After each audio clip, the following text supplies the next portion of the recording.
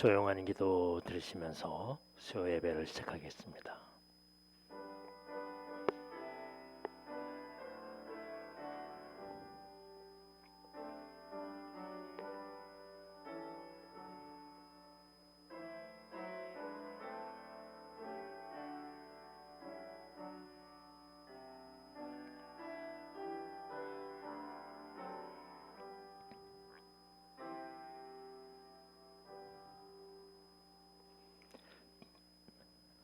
교회를 세우시고 30년 동안 우리 가운데 함께 하신 주님, 올해는 우리 교회가 30년이 지나가는 귀중한 해입니다.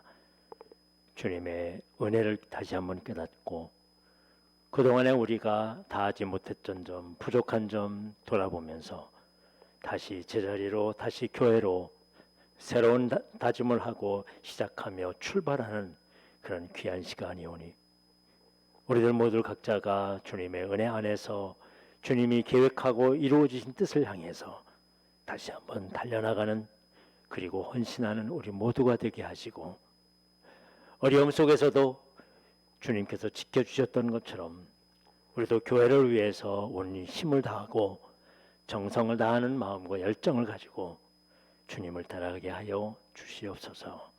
오늘도 드려지는 예배 위에 축복하시고 이 예배를 인도하여 주시옵소서. 예수님의 이름으로 기도합나이다. 아멘. 찬송가 270장입니다.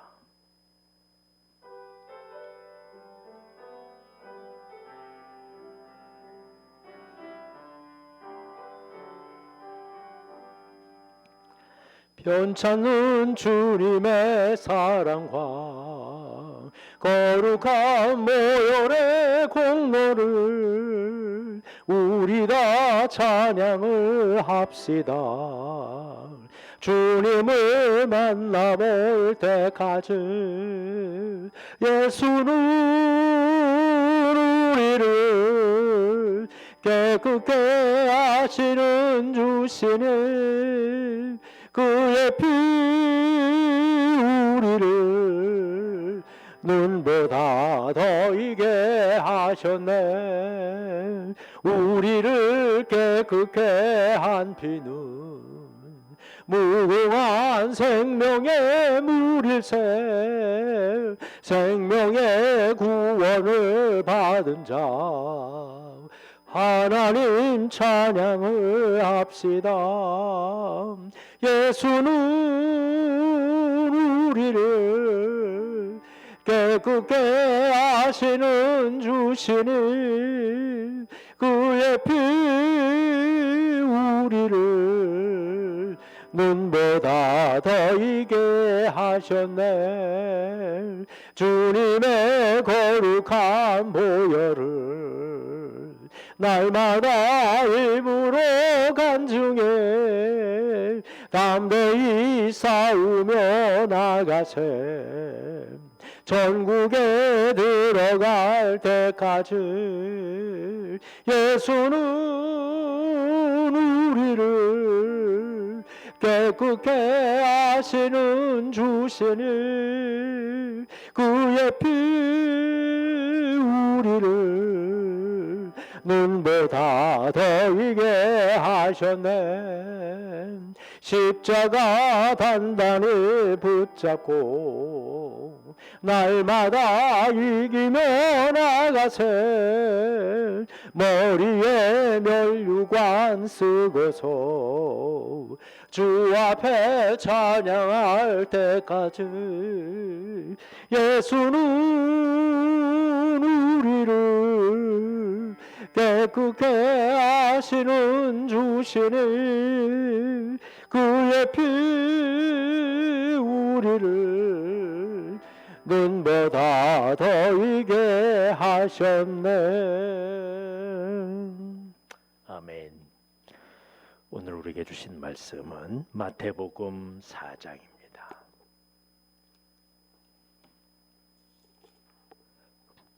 마태복음 4장 12절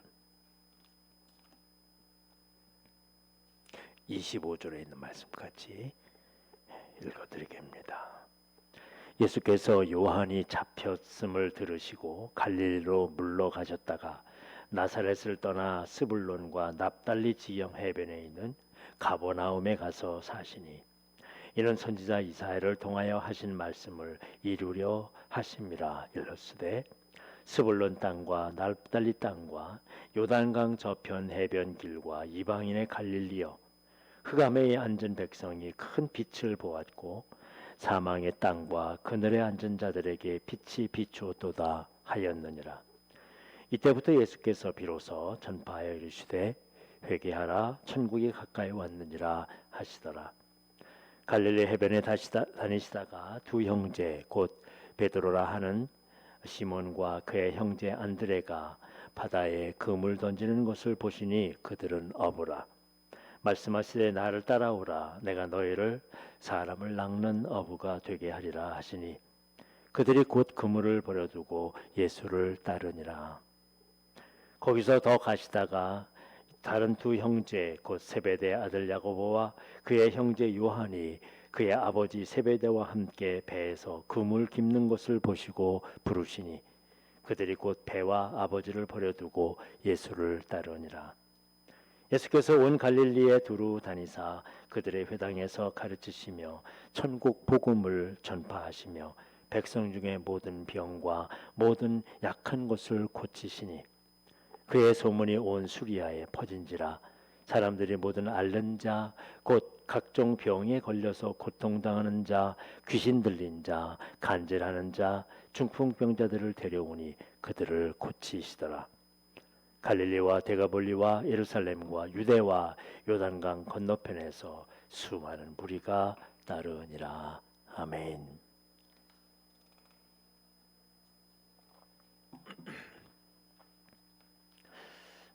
우리 수요일에는 우리 성경을 원어와 대조하면서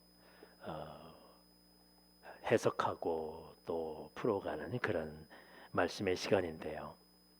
지난 시간까지 우리 로마서를 이렇게 진행해 왔는데 이제 마치고 오늘로부터는 복음서의 첫 번째 책인 마태복음을 함께 살펴보고자 합니다. 예수님의 사역은 세례 요한과 뗄래야 뗄 수 없습니다. 세례 요한의 선포로부터 시작됐고요.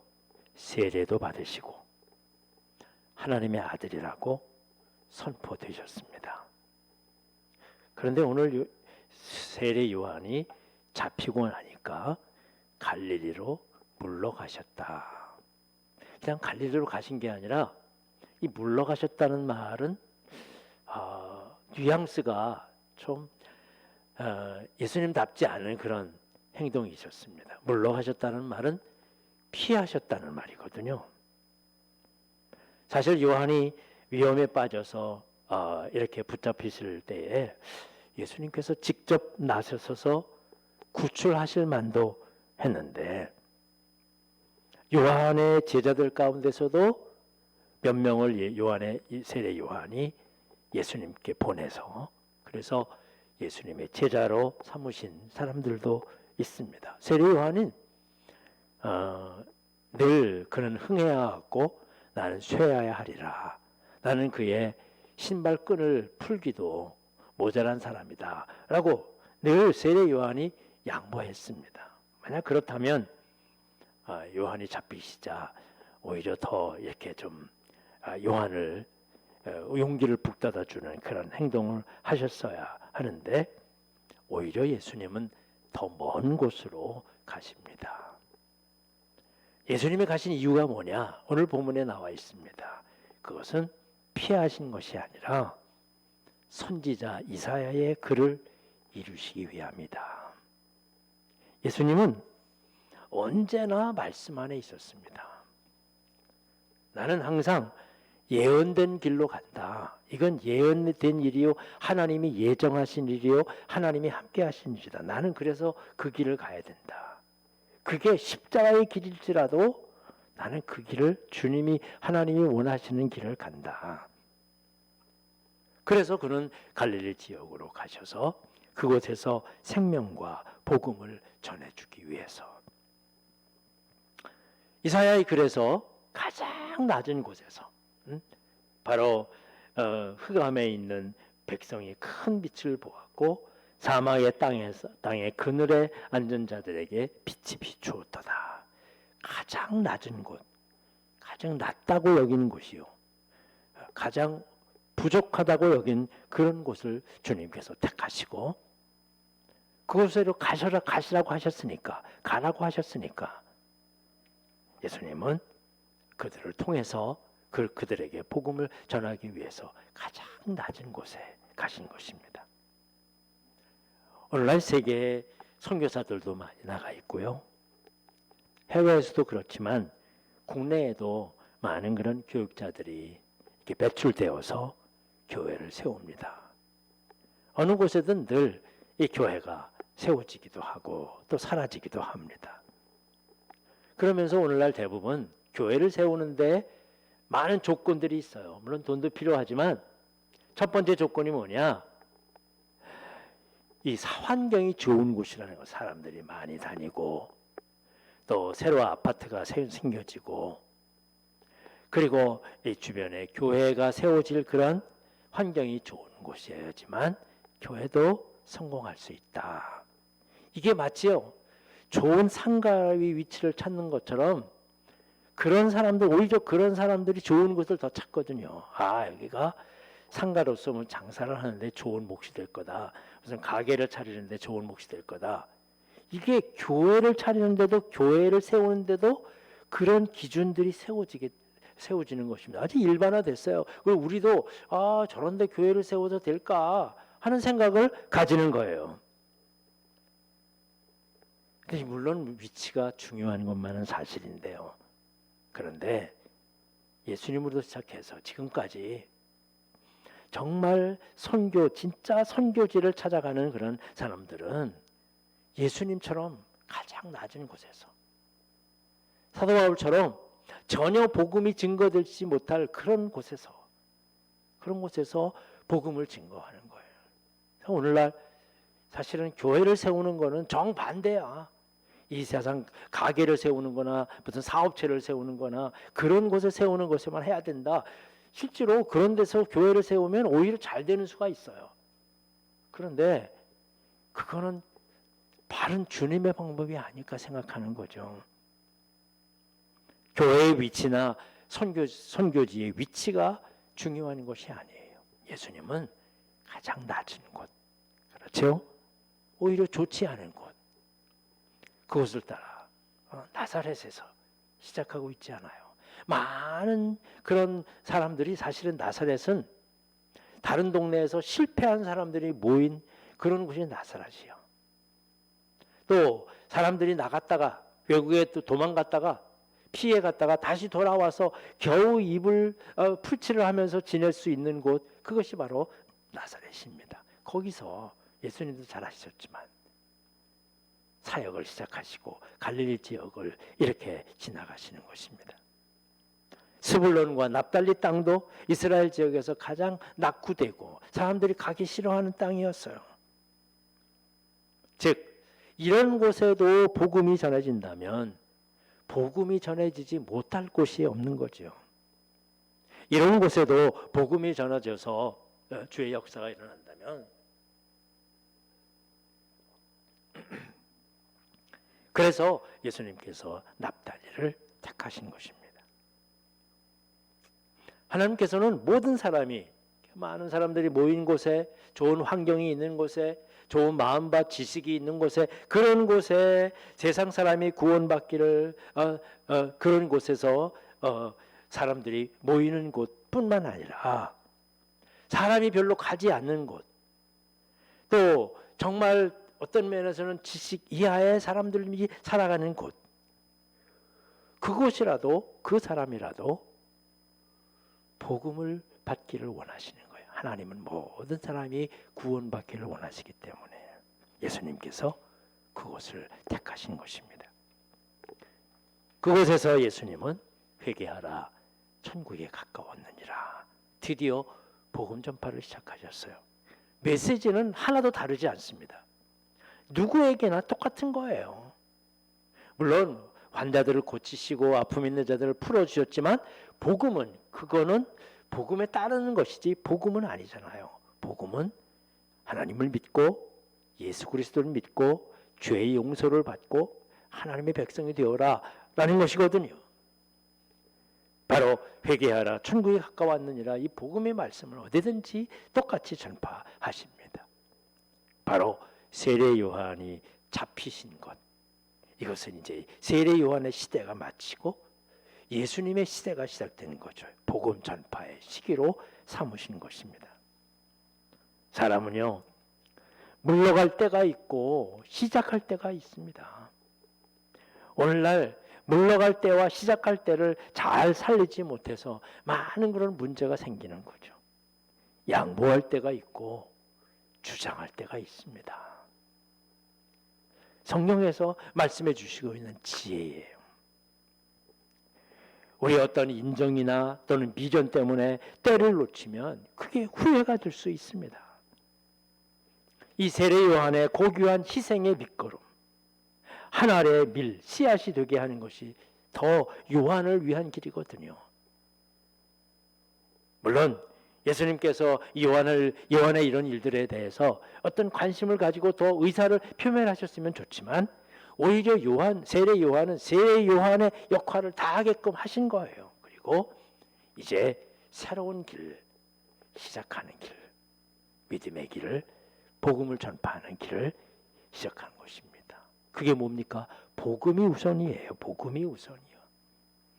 말씀과 예배와 교회와 사역과 이 모든 복음이 우선이야. 사람들이 종종 교회 사역도 그만두는 시기가 되면 섭섭해하고 서운한 마음이 들어요. 이제 은퇴를 해야 되는지, 이제 물러날 때가 되는지 말이야. 그게 섭섭하잖아요. 그러나 세례 요한은 자신이 서서히 사라져야 하고 예수님은 서서히 드러나야 한다는 생각으로 살아갔습니다. 예수님은 그 말씀을 아셨어요.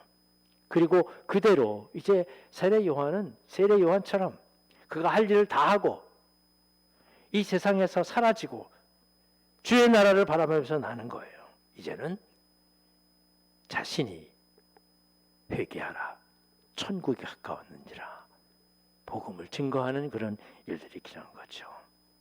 역사는요, 사람이 교체함으로 인하여 시작과 끝을 반복합니다.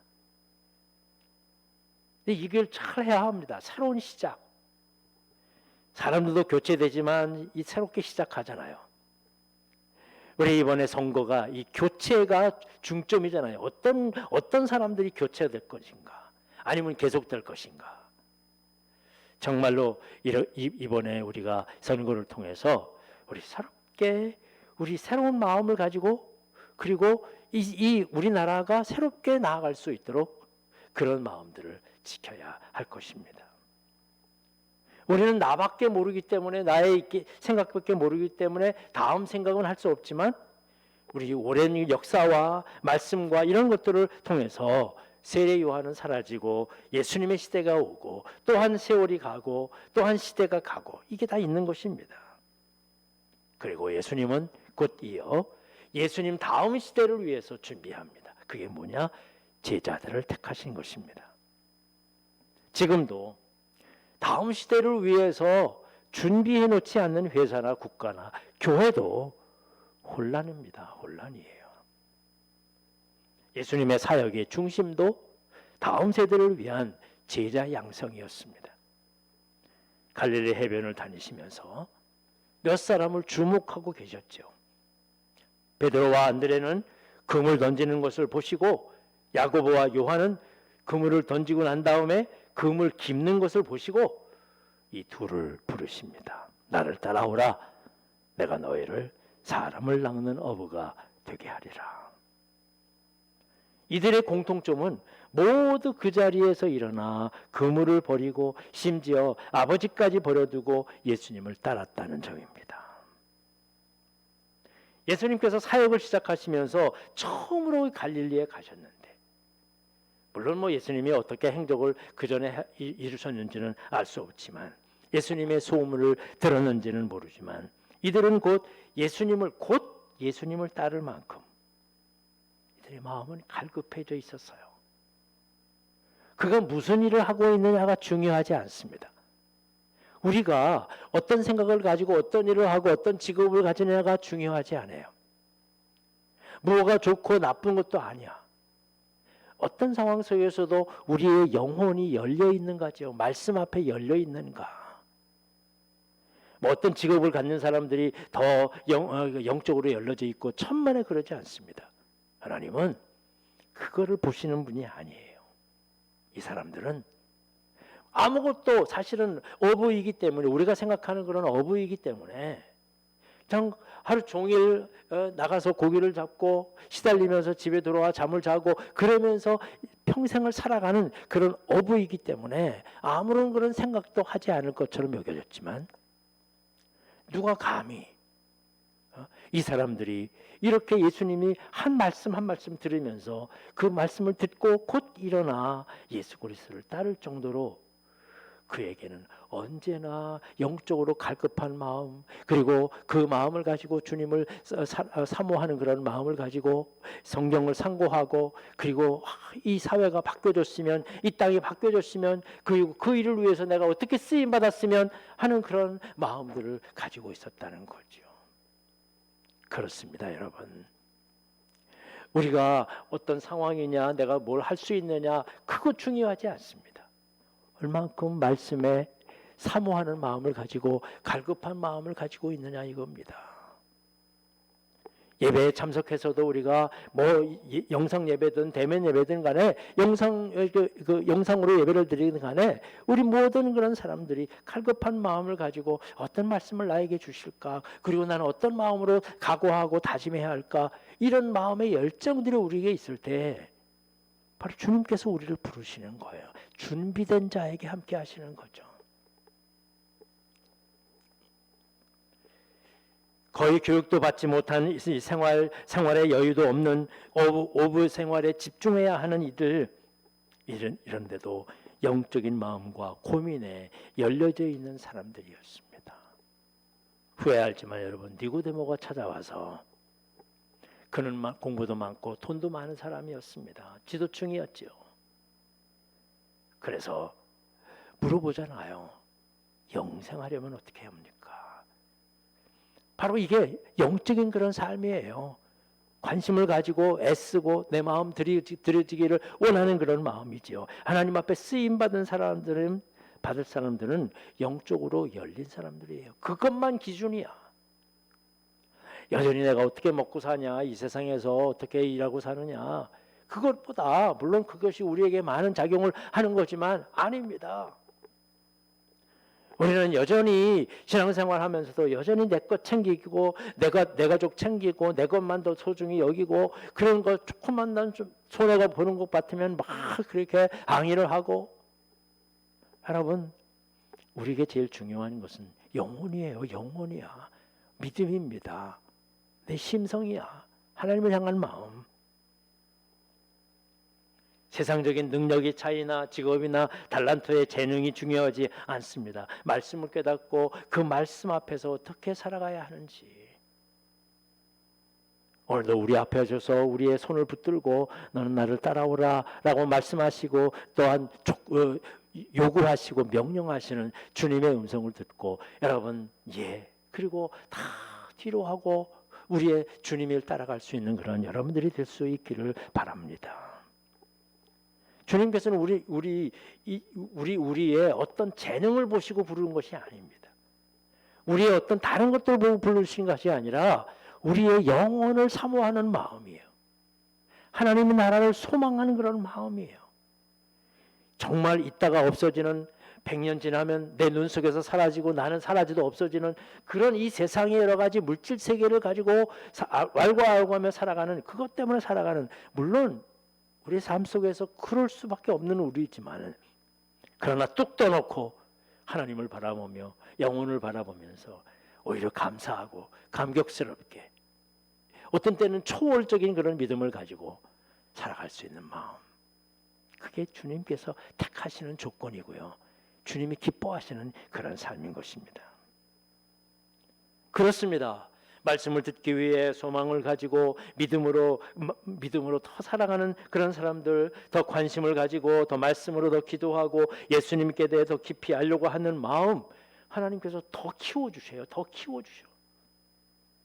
더 북돋아 주시고 더 깊은 마음을 주시고요. 그래서 있는 자는 없는 자에 있는 것까지도 빼앗아 주라 라고 이야기하잖아요. 주님의 말씀은 그것입니다. 우리가 더 많이 가지고 있기 때문에 남의 것을 빼앗아 더 주라, 이건 무슨 불공평하지 않느냐 말씀하시지만 아닙니다. 영적으로 갈급한 그런 사람들은 더 많은 것들을 얻게 돼 있어요. 주님께서 허락해 주셔요. 우리의 마음이 중요해요. 말씀과 함께 말이죠.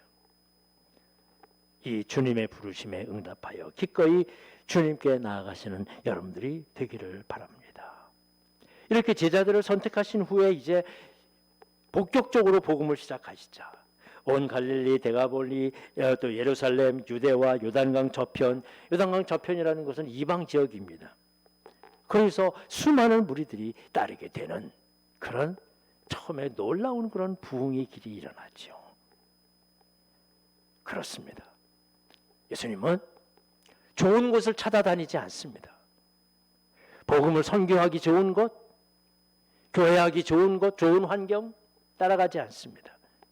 오히려 어려운 환경에 있는 교회들 찾아가고 어려운 역경에 있는 그런 지역들을 찾아가고 그래서 그들과 함께 복음을 나누고요. 한 명이면 어떻습니까? 몇 명이면 어떻습니까? 그저 내가 갖고 있는 것, 작은 것 함께 나누는 그런 가난한 삶이라면 얼마나 어쩌면 어떻습니까? 그게 바로 예수 그리스도의 복음화예요. 그걸 원하시는 거예요. 그것을 통해서 하나님 조금씩 사람들을 확장시키고 역사하시고 돌보아 주시는 것입니다. 특별히 제자들 같이 영적으로 깨어있는 자들, 간절히 사모하는 자들을 택하시고요. 어디나 다, 어느 교회나 다 그 영적으로 깨어있어서 사모하는 사람들, 그 사람들이 주도하는 거야. 돈 많은 사람이 주도하는 것도 아니고요. 세상에 능력 있는 사람들이 주도하는 게 아니라 영적으로 갈급한 사람들이 우리 함께 모여 기도하십시다. 우리 함께 모여 찬송하십시다. 우리 함께 모여 함께 사랑하고 그리고 애쓰십시다. 그런 영적으로 갈급한 사람들이 모여서 그래서 그들을 통해서 이 세상을 이끌어가는 거예요. 교회를 이끌어가는 거죠. 그때 바로 놀라운 부흥의 역사가 일어나게 되는 것입니다. 사랑하는 사자문 가족 여러분, 우리가 다시 제자리로 가야 할 곳은 바로 거기에 있어요. 영적인 사모함이에요. 우리 교회가 시작한 것도 바로 영적인 사모함 때문에 그러잖아요. 여러 가지 이단의 그런 피해 속에서 영적으로 우리가 흔들릴 수밖에 없어서 우리가 다른 그런 교회를 세워야 되겠다. 그게 바로 우리 교회거든요. 다시 교회로, 다시 제자리로 우리 다시 영적인 사모함을 꼭 마음속에 간직하고 주님께서 다시 세우실, 우리가 여건 속에서 혹여 우리가 주춤됐다면 이제 앞으로 다음 세대에는 더 크게 부흥해서, 그게 부흥이 꼭 목적은 아니지만 우리 그렇게 복음을 열심히 전도하고 많은 사람들에게 아직도 죽어가는 많은 신명들이 수없이 많이 있는데 모두를 구원받기를 원하시는 그런 하나님의 뜻을 마음속에 간직하고 우리 다시 제자리로, 다시 교회로 영적인 사모함을 가지고 주님의 뜻에 부름받아 주님께서 크게 이끌어 가시는 여러분들이 되시기를 주님의 이름으로 간절히 축원합니다. 기도하겠습니다.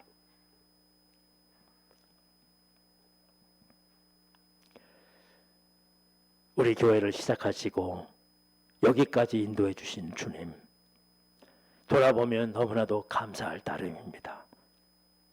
주님, 우리들의 열정을 받으시고 교회를 세우게 하시고 우리의 영혼의 갈급함을 주님 부르셔서 이 교회로 불러주셨습니다. 함께 울고 웃으며 여기까지 달려오게 해 주셨습니다. 감사합니다. 이제 우리 다시 혹여 미진했던 우리의 모습들을 돌아보고 다시 영적인 갈급함이요, 주님을 사모하며 주님을 따라가고 주님께 나아가기를 원하는 이 간절함을 회복하기를 원합니다.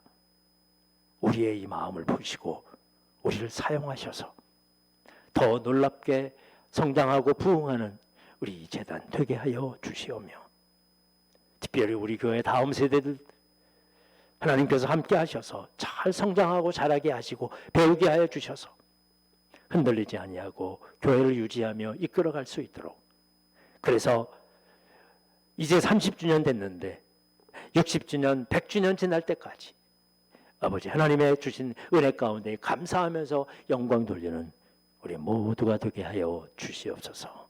예수님의 이름으로 기도합나이다. 아멘. 하늘에 계신 우리 아버지여, 이름이 거룩히 여김을 받으시오며 나라의 마옵시며 뜻이 하늘에서 이룬 것 같이 땅에서도 이루어지리이다. 오늘날 우리 일용할 양식을 주옵시고 우리가 우리에게 죄 지은 데를 사하여 준 것 같이 우리의 죄를 사하여 주옵시고 우리를 시험에 들게 하지 마옵시며 다만 악에서 구하옵소서. 되게 나라와 권세와 영광이 아버지께 영원히 있사옵나이다. 아멘.